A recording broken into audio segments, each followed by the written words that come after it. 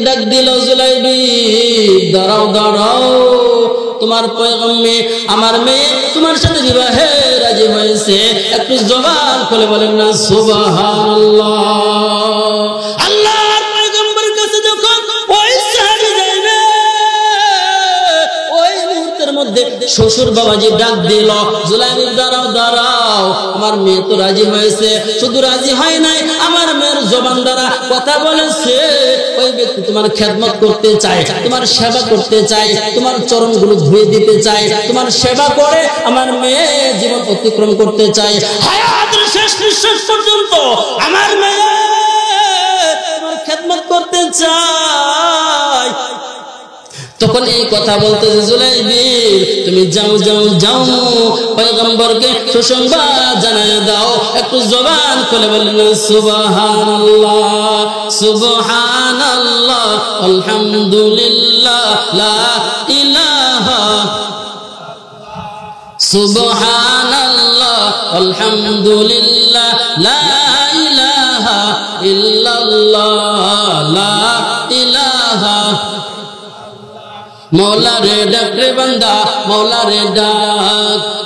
रे डाक रे बंदा मौला रे डाक तारे डाकले परे तोर जीवनेर गुनाह होबे माफ तारे डाकले परे तोर जीवनेर गुनाह होबे माफ मौला रे डाक रे बंदा मौला रे डाक ला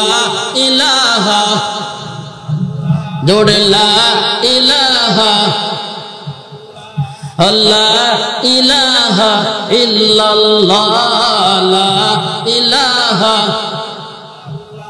যখন তোমার কেউ ছিল না তখন ছিলেন যিনি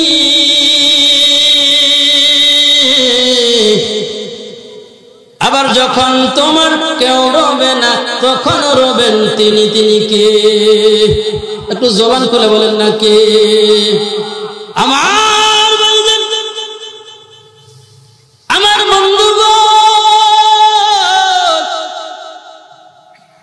জুলাইবিকে যখন শ্বশুর বলল জামাইজি পয়গম্বরকে সুসংবাদটা দিয়ে আসো যখন জামাইকে বলল জামাই গো তোমার কাছে আমার মেয়েকে বিবাহ দিব বিবাহ করলে তো মোহরানা দিতে হয় ঠিক কিনা আওয়াজ দিয়ে বলেন ঠিক কিনা বিবাহের বাজার সদায়ের প্রয়োজন আছে ঠিক কিনা মেয়ের জন্য কসমেটিক কেনার প্রয়োজন আছে না নাই যখন বলল জুলাইবি আমার মেয়ের মোহরানা কি দিবা তখন বলল শ্বশুরজি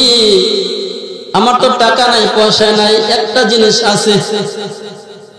আমার পয়গম্বরের মোহাব্বত আমার কলিজা জুড়ে আছে আমার পয়গম্বরের জন্য আমার জীবনটাও বিলিয়ে দিতে পারি সুবহানাল্লাহ